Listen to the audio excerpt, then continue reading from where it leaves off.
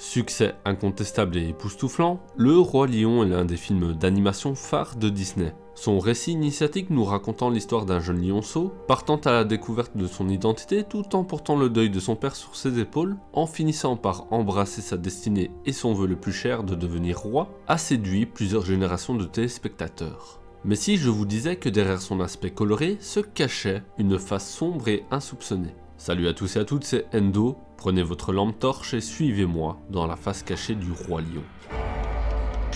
Longue vie au roi.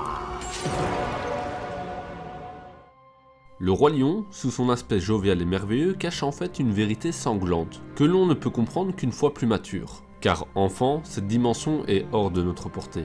Au revisionnage du premier film, je me suis demandé pourquoi il n'y avait que Simba et Nala comme lionceaux dans ce dernier. Quelques petites recherches m'ont fait voir sous un nouveau jour la réalité derrière ce film.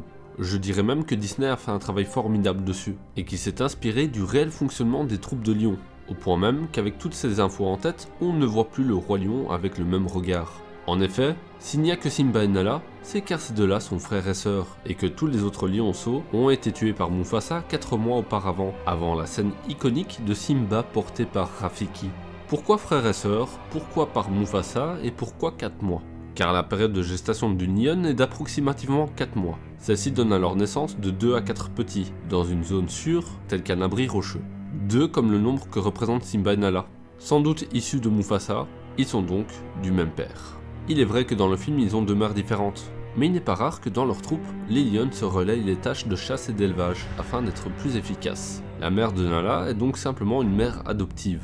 Quant à Mufasa, sous ses airs calmes et sages, se cache un meurtrier, et c'est la raison même pour laquelle on ne voit pas d'autres lionceaux. Car lorsqu'un lion prend la tête d'une troupe, après avoir chassé l'ancien chef, il chasse tous les mâles âgés de 3-4 ans, et extermine tous les petits pour éviter de futurs rivaux, et pour que le cycle reproducteur des lionnes se mette en route, afin de pouvoir au plus vite créer sa descendance.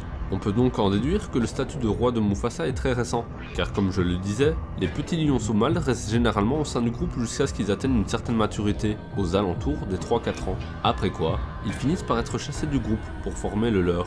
Or, mis à part Simba, nous n'en voyons pas, ce qui laisse supposer que la prise de pouvoir de Mufasa est bel et bien récente. Dans les groupes de lions, on peut trouver 1 à 7 mâles, en fonction de la taille de ces derniers. Et il n'est pas rare de trouver des lions solitaires à l'écart du territoire, car ils n'ont pas pu former leur propre famille. Tiens, comme ce bon vieux Scar. La seule incohérence avec ce personnage est qu'il dirige les hyènes, car dans la réalité, ces 2 animaux se disputent sans arrêt les ressources. La faim que connaît Scar face aux hyènes est par contre criante de vérité, car il n'est pas rare que des groupes de hyènes s'en prennent à des lions esseulés. Continuons sur Scar. C'est donc biologiquement tout à fait normal qu'il cherche à prendre la place de son frère, afin de devenir le mâle dominant. Kovu, quant à lui, le fils adoptif de Scar est en réalité son véritable fils, étant donné que Zira, sa mère, faisait partie du groupe de Scar, le seul lion reproducteur avant que Simba ne les bannisse. Et en parlant de reproduction, vous vous doutez bien que Scar a certainement eu envie de rouler sur toutes les lionnes, mais il y en a une sur laquelle il avait encore plus de vues, Nala.